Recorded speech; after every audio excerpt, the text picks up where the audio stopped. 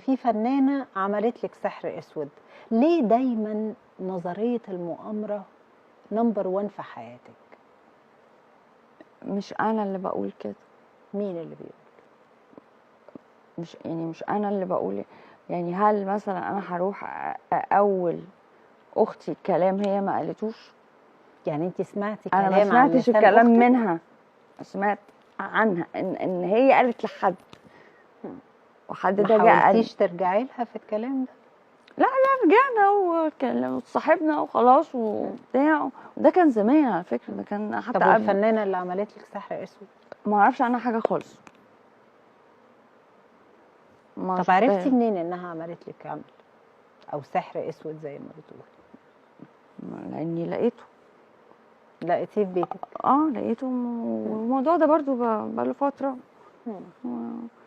ده قبل الحادثه ولا بعد الحادثه؟ بعد الحادثه. بعد الحادثه.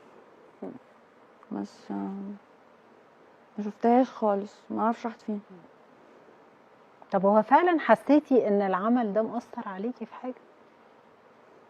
انتي مش شايفه لسه حالا بتقولي لي بتعملي عشان تطلعي ترند، بتعملي عشان تطلعي ترند، بتطلعي الحاجات اللي انتي قلتيها لي دي كلها اللي طلعت ترند. لا بس السحر الاسود ده المفروض انه يمرض يموت ما يطلعش لا ترند. ما انا كنت بيني وبين عايز رأيي حاجه بسيطه قوي صراحه كذا بعد مره. الشر عليك.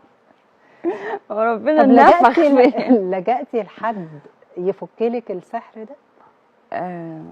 بصي طبعا لجأت، بس اتقال لي ان هو سحر اسود، فهو علشان يتفك صعب يعني يتفك لازم هتطلبي جن يساعدك ان هو يجيب لك العمل ده. فده يعتبر الجن الراجل اللي هيفكه، لان هو دجال. يعني رحتي لدجال ولا ايه؟ انا مش فاهمه. مش دجال، واحد بتاع يعني شيخ يعني. هو الشيخ بيعالج بالقرآن؟